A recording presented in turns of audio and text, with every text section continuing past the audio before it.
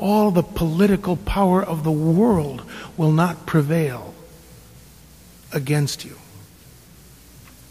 I wonder if Peter thought, well, they certainly seem to be prevailing. Here I am dying, surrounded by my fellow Christians dying. They would take Christians and they would tie them to poles and coat them with pitch and use them as streetlights at night. Nero thought that was wonderful. Peter must have thought Jesus said they wouldn't prevail.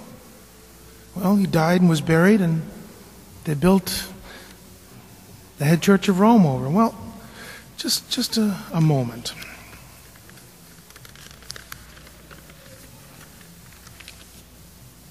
Jesus, I believe, when he said to Peter, I give you the keys of the kingdom to loose and to bind, he made Peter a rabbi to the world.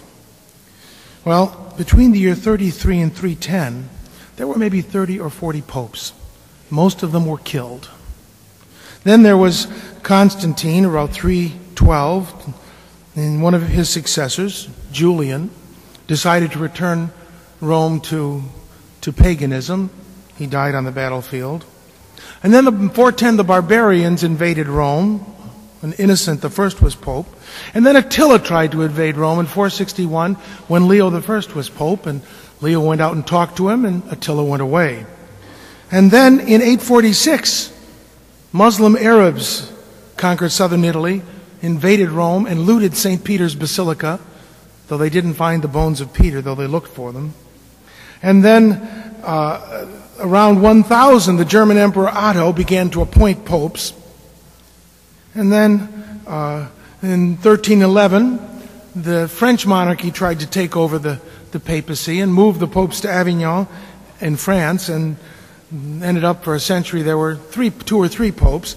And then it was in 1527, Rome was invaded by more Germans, and these were Lutherans, and they sacked the city for days. The Pope hid for months in a castle not far from the Vatican.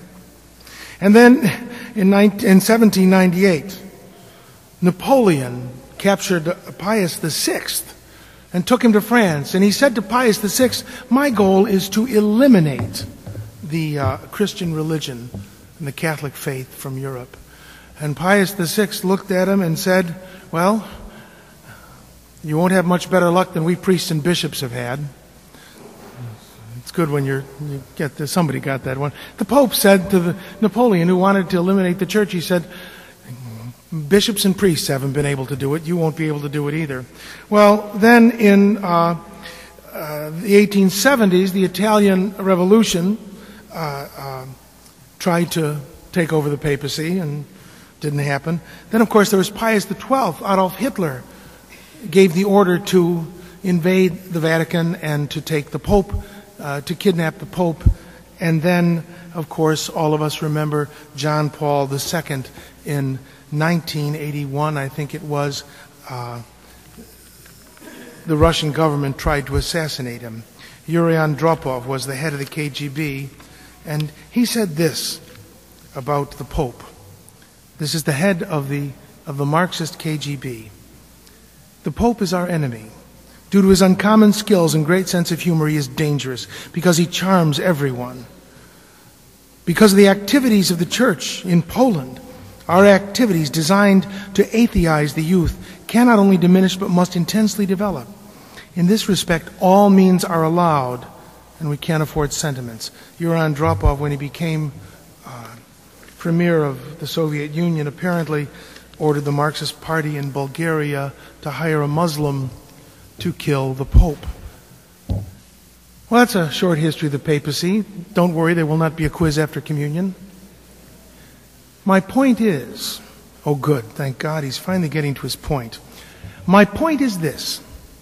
For 2,000 years, that rabbi to the world who was appointed by Jesus and his successors have been prevailed upon by the greatest powers of the world. This is only the highlights. And they've failed. They have tried to prevail, and what Jesus said to Peter is true. When you realize that the gates of hell don't simply refer to our concept of hell, but to a political power. The domination of the world by a political and anti-religious power. That's what Caesarea Philippi was about. They failed. Now, that would be a lovely sermon if I stopped there, but you know me and I'm not going to stop there. Just as the powers of the world have not prevailed on the church built on the bones of that old fisherman, you and I will not prevail either. We will not prevail. You see, the culture in which we live is ever more profoundly anti-clerical and anti-Catholic. As Pius VI said to Napoleon, we, the clergy, give the society a lot to work with. But despite our weaknesses, the society has never prevailed. But we Americans, we do not like the idea that there is some fellow in Rome who can tell us what to do, either with our private lives or with our liturgy or in our public dealings. Why doesn't he mind his own business? The reason he doesn't mind his own business is because he was made rabbi to the world. And if you and I try to prevail against him, we shall fail just as surely as Hitler, as Napoleon, as Otto III, as Julian the Apostate, as the Emperor Nero. We will fail. So, when we talk about the Rock of Peter, it is better to build your house on that rock than to beat your head against it. History has shown that the words of Jesus have been true. And until he comes again, I believe they will remain true. And so, let us take advantage of what God has given us. He has given us a most amazing shepherd in Benedict XVI, as he did in John Paul II, as he has done in the great popes of the past centuries. Let us learn from that rabbi given to the world. And rather than beat our head against the rock, let us build our house upon it. In the name of the Father, the Son, and the Holy Spirit.